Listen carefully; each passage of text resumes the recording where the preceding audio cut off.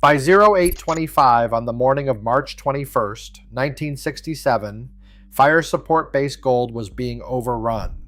3 sides of the perimeter had been breached. B Company's 1st platoon was destroyed.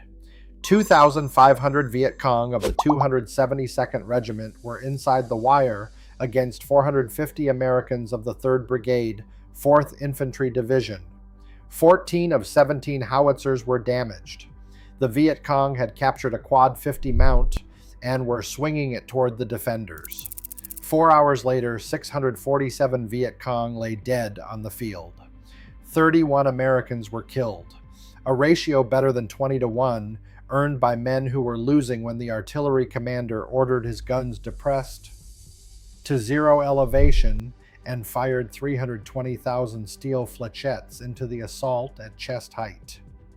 The last time he'd received orders under fire like that, he was getting his battlefield commission at Anzio. The clearing near Suoi Tre wasn't chosen because it was safe. It was chosen because Operation Junction City needed fire support bases inside War Zone C, and this elliptical dry rice paddy, 300 meters by 400 meters, ringed by defoliant scarred jungle in Tay Ninh province, was flat enough to land helicopters and wide enough to ring with howitzers. It was also 3 kilometers from the site of the Battle of Ap Cha Do, fought just 4 months earlier. The Viet Cong knew this ground intimately. They had been watching it for months.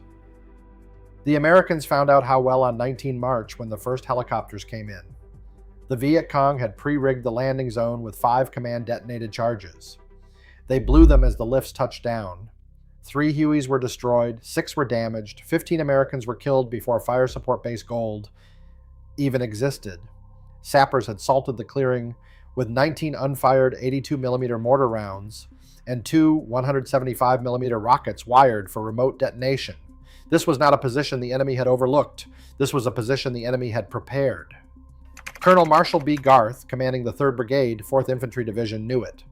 On the afternoon of 20 March, the day before the attack, he personally observed 30 to 35 Viet Cong moving 2,000 meters southwest of Gold and called artillery on them. It was the last warning anyone would get. The Firebase that morning held 450 men, 2 infantry companies of the 3rd Battalion, 22nd Infantry, and 3 batteries of the 2nd Battalion, 77th Field Artillery, with 17 howitzers.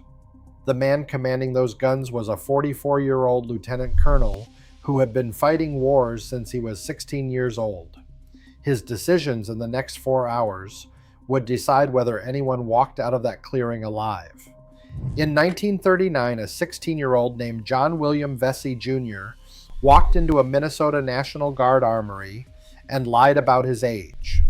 He enlisted as a private, a motorcycle rider in the 59th Field Artillery Brigade, 34th Infantry Division. By 1942, he was a battery first sergeant in North Africa. He later said it was the toughest job he ever held. On the 6th of May, 1944, pinned down on the Anzio beachhead with his battery taking heavy casualties, the 21-year-old first sergeant received a battlefield commission to second lieutenant. Enlisted man one morning, officer by afternoon, under fire both times. He spent the rest of the Italian campaign as a forward observer, calling in the same guns he would command 23 years later in Vietnam. By the time Vessey retired, he would hold the highest military rank any American can achieve. That story is coming. But on the morning of March 21st, 1967, he was a lieutenant colonel with 17 damaged howitzers and a weapon most infantrymen had never seen fired. The M546 Apers T, the Beehive round. Each shell contained 8,000 fin-stabilized steel flechettes. 1-inch hardened steel darts with cruciform fins were packed inside a 105mm artillery shell around a small expelling charge. A howitzer is designed to fire in an arc. Shells go up, come down, and explode on a target miles away. Vessey's crews would fire these flat. They fired with the barrel leveled to near zero elevation, the fuse set for muzzle action. 8,000 flechettes exited the tube at supersonic velocity in an expanding cone aimed at chest height into men less than 75 meters away. At that speed, the darts went through bone. Through multiple bodies in line, a cannon turned into the largest shotgun ever built. That is not how artillery is supposed to work. That is what desperation looks like. At 0630 on March 21st, the forest around Fire Support Base Gold detonated. Between 500 and 650 mortar rounds hit the perimeter in the opening minutes. 60mm and 82mm rounds walked across the gun pits and fighting positions. 14 of 17 howitzers were damaged by fragments. Recoilless rifles and RPG-2 rockets joined from the wood line. Then the black-clad infantry came out of the trees. Captain Walt Schugert, commanding B Company, 322nd Infantry, watched his first platoon position take the first wave from the southeast. The wire was breached in minutes. Hand-to-hand fighting erupted in the foxholes. By 0711, the platoon was gone. Overrun. The northeastern perimeter fell by 0813. The northern perimeter was breached by 0825. At the northern line, the VC captured an M45 quad mount, 450 caliber barrels on a single mount, and began swinging it toward the defenders. A 105mm howitzer 75 meters away fired a single round into the gun and the men trying to turn it. The weapon and crew ceased to exist. B Company pulled back to a tighter, secondary perimeter, ringing the artillery. VC were inside the wire on three sides, within 5 meters of the battalion aid station, within hand grenade range of the command post. Vessey was already moving. Through the shattered gun line, under mortar fire, he organized repair crews on 14 damaged howitzers. He shifted artillerymen forward to plug gaps in the infantry line where entire squads had been killed or pulled back. He took a wound and he kept moving. When he spotted VC rocket teams methodically working their way down his battery, destroying guns one by one, he picked up an M79 grenade launcher, moved into the open with no cover, and personally knocked out 3 rocket positions. Then he gave the order. All surviving howitzers depressed to 0 elevation. Fuses set for muzzle action. The crews fired Beehive rounds point blank into the assault. 40 rounds, 8,000 flechettes per round, 320,000 steel darts into massed infantry crossing open ground at less than 75 meters. The geometry was simple, and the geometry was lethal. The Viet Cong had closed to killing distance for grenades and satchel charges. They had also closed to killing distance for the largest shotgun blast ever fired in combat. An artillery piece firing in an arc can miss by hundreds of meters. An artillery piece firing flat, at chest height, into a human wave. That is a different kind of mathematics. The advancing waves stopped. They did not stop because they chose to. They stopped because the men in front of them were no longer standing. When the Beehive supply was exhausted, the crews switched to high explosive rounds in direct lay and kept firing. 2,200 rounds from the 277th Artillery alone. Airstrikes came, F-4 Phantoms dropping napalm within 50 meters of friendly positions.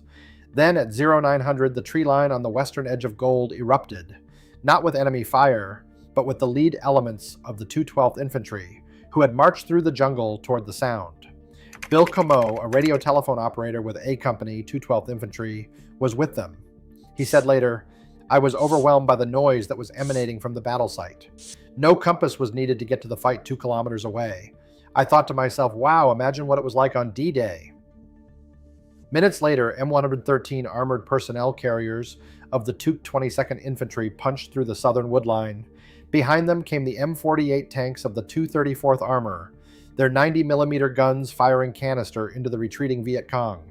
Colonel Garth, circling overhead in a bubble helicopter, spotted a Viet Cong ambush platoon positioned along the trail the relief column had been about to take, and rerouted them before they walked into it. Then he killed the ambush with gunships. By 0930, the original perimeter was re-secured. By 10:15, the 272nd Regiment was in full disorderly withdrawal. The 272nd had rehearsed the attack. Captured documents proved meticulous planning, coordinated infantry assaults from 3 directions, a mortar bombardment to suppress the howitzers, and an ambush positioned to destroy the American relief column. They expected to overrun Gold the way they had overrun ARVN positions. No survivors. Quick and total. They had tried the same playbook 11 days earlier at Fire Support Base 2 at Prek Clock. Same regiment, same tactics, and lost 197 dead, while 3 Americans were killed. They attacked Gold anyway. After Suoi Tre, the 272nd was rebuilt, but increasingly with North Vietnamese Army regulars rather than Southern Viet Cong volunteers. The unit that attacked Gold was a Southern Main Force Regiment. The unit that emerged from the rebuilding was something else: North Vietnamese Army in all but name. Viet Cong prisoners and veterans later confirmed that the Beehive produced a particular dread that outstripped its actual casualty count. Massed troops in the open could not be ordered through the cone of flechettes. After the first volleys, they simply would not go forward. But the honest math matters too. The perimeter was substantially overrun on three sides. B Company's first platoon was destroyed. The position was saved by the inner artillery perimeter, the Beehive, and the relief column, and any one of those could have failed. The relief was minutes from walking into a prepared ambush. The mechanized column was blocked at the unfordable Suoi Samot River. And Junction City itself never found COSVN. The communist headquarters escaped to Cambodia. Suoi Tre was a tactical victory inside an operationally inconclusive campaign. The Viet Cong came back. They always came back. 647 Viet Cong bodies lay on the field, 31 Americans dead. A kill ratio better than 20-1 earned in 4 hours by 450 men who were being overrun when the guns went flat. After Vietnam, Vessey kept climbing. He became Brigadier General, then Major General, commanding the 4th Infantry Division, the same division he had fought with at Suoi Tre. He rose to Lieutenant General, then 4 stars as a general, and became Commander of United States Forces, Korea. On the 18th of June, 1982, the kid who had lied about his age in a Minneapolis armory became the 10th chairman of the Joint Chiefs of Staff, the last World War II combat veteran to hold the position. That is a fact that will never again be true of any American. The men who survived Suoi Tre remember the noise. They remember the arithmetic: 14 of 17 guns hit, all but 3 repaired under fire. They remember the smell of the burials afterward, and the bulldozers working while Westmoreland's helicopter landed. They remember the infusion program, survivors scattered to other units within days before they could process what they had lived through. Many learned about the presidential unit citation only years later. Reagan at Vessey's retirement said it plainly. Jack Vessey never forgot what it was like to be just a GI. He never did. From a motorcycle rider in Minnesota to the man who leveled the guns at Suoi Tre to the highest ranking officer in the United States military, he never forgot.